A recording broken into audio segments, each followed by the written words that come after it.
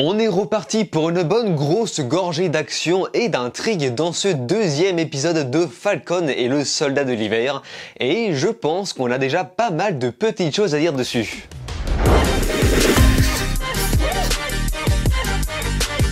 Salut à tous, c'est Vince alias AmerGame et on se retrouve pour la deuxième fois sur la série Falcon et le soldat de l'hiver. À mon habitude, j'invite les nouveaux arrivants à se diriger directement sur ma première vidéo consacrée à cette même série. J'ai même créé une playlist dédiée à ça dans la notation. Bref, comme vous l'avez pu remarquer, l'épisode 2 compte à peu près 40 à 50 minutes exactement comme le précédent. C'est bien la preuve que cette série a beau être certes beaucoup plus courte, mais au moins plus copieuse. Et c'est une bonne chose, enfin en tout cas pour moi. Et aujourd'hui, on va bourriner, entrer plus en profondeur dans les détails, donc croyez-moi, ça va spoiler à bloc. Contrairement à ma première vidéo qui était beaucoup plus penchée sur la critique. L'épisode 2 va prendre un peu plus le temps de développer ce nouveau mystérieux Captain America, incarné cette fois-ci par un certain John Walker.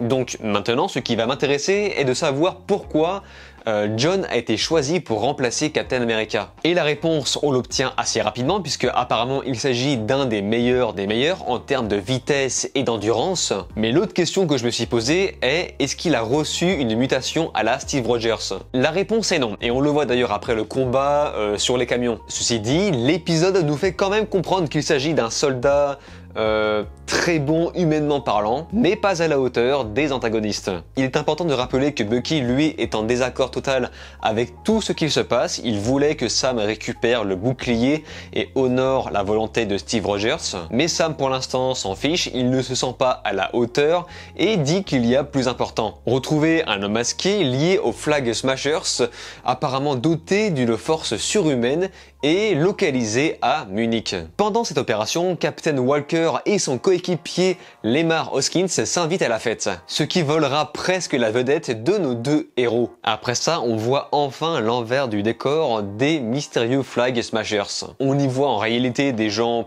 pauvres qui se font aider par solidarité, et en parallèle, Sam et Bucky vont à la rencontre d'un certain Isaiah, un ancien de la guerre de Corée qui se battait contre l'Hydra, lui aussi doté d'une force surhumaine. Vers la fin, on apprend enfin le nom de la chef des Flag Smashers, donc Karli Morgenthau. Et l'épisode se termine sur le teasing d'un futur rendez-vous de nos deux héros face à Zemo, et ce de façon à obtenir plus d'informations concernant l'Hydra. Alors, il s'est passé quand même pas mal de choses. Déjà, je le précise pour ceux qui ont déjà vu ma première vidéo où j'ai évité de spoiler, je n'ai pas parlé des Flag Smashers. Donc en gros, je rappelle, c'est en quelque sorte le clan de ceux qui souhaitent revenir à la période de l'éclipse, donc la période où il manquait la moitié de la population. Et j'imagine que le fait de faire revenir les gens 5 ans plus tard a dû appauvrir certaines personnes. Donc ce mystérieux camp a dû grandir à partir de là, je pense. C'est juste une petite théorie. En tout cas, j'ai l'impression que cette série est un petit peu le baptême du feu pour apprendre Sam à devenir le nouveau Captain America, en apprenant de ses propres erreurs pour développer par la suite un esprit de leader. Et comment être un guide pour l'Amérique si Falcon ne l'est pas avec ses propres coéquipiers? Je parle bien sûr de Bucky, avec qui il ne s'entend absolument pas. Ça sera donc la thématique principale des épisodes suivants. Pour l'instant, nos deux coéquipiers sont loin d'être prêts. Ils ne sont pas du tout organisés, foncent la tête baissée sans réfléchir. Ils ont clairement du chemin pour apprendre à faire équipe ensemble. À ça, il serait intéressant de voir l'évolution, la direction que prendra la relation entre les 4 protagonistes de l'épisode, qui pour l'instant ne s'entendent pas du tout. Là, on est presque sur du mini Civil War, puisque là, je rappelle qu'on est censé être dans le même camp. Sam et Bucky vont donc refuser de collaborer avec leur concurrence directe, et à ça, 2 possibilités s'annoncent, soit ils vont devenir ennemis, soit ils vont finir par collaborer ensemble pour s'unir afin d'affronter la vraie menace. Et dans tout ça, quand je vois un peu les capacités de combat de Captain Walker, je vois qu'il est certes très fort, mais je ne peux pas m'empêcher de me poser la question, va-t-il finir par utiliser la même mutation qu'utilisent les Flag Smashers? D'une part pour affronter plus facilement ses ennemis, mais surtout pour égaler plus facilement Steve Rogers. Donc je trouve que c'est une théorie qui pourrait être intéressante à élaborer. À côté, rien à voir et je pense que vous l'avez remarqué, on va mettre un peu l'accent sur l'aspect Black Lives Matter. Donc, à voir où ça nous mène.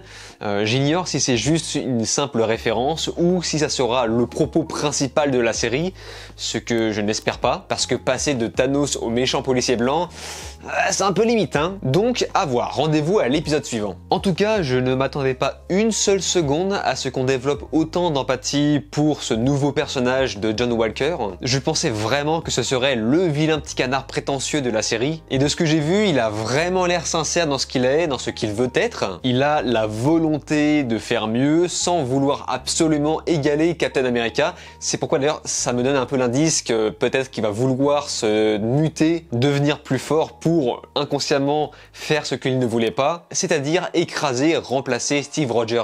C'est pourquoi je pense qu'il peut y avoir une psychologie intéressante autour de ce personnage. Je trouve ça aussi intéressant de voir que la série est montée de la même façon qu'un film de cinéma. Entre la musique et le générique d'introduction, ce sont littéralement de mini-films, d'où la durée plus longue d'un épisode. Cet épisode va aussi introduire un peu de fraîcheur avec de l'humour sans que ce soit lourd pour l'instant. On a aussi une bonne scène d'action sur les camions qui forcément me font rappeler Matrix 2 et forcément moi ça me fait un peu rire parce que à aucun moment j'imagine des gens tenir comme ça l'équilibre sur un camion en se combattant. Ce qui est sûr, c'est que la fin de la série s'annonce jouissive à l'avance car la thématique principale, comme je vous l'ai dit, sera basée sur la collaboration de ces deux personnages, voire même des 4 personnages montrés dans l'épisode 2. Lorsqu'ils parviendront enfin à collaborer pleinement, là ça deviendra vraiment impactant et intéressant. À part ça, je rappelle encore une fois que je n'ai pas assez parlé de l'épisode 1 en profondeur.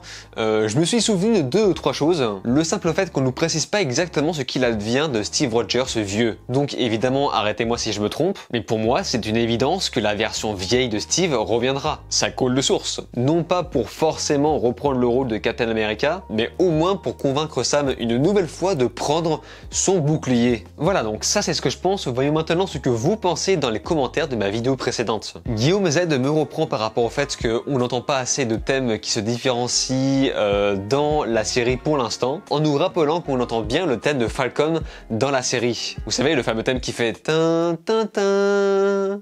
Voilà, sortez les violons.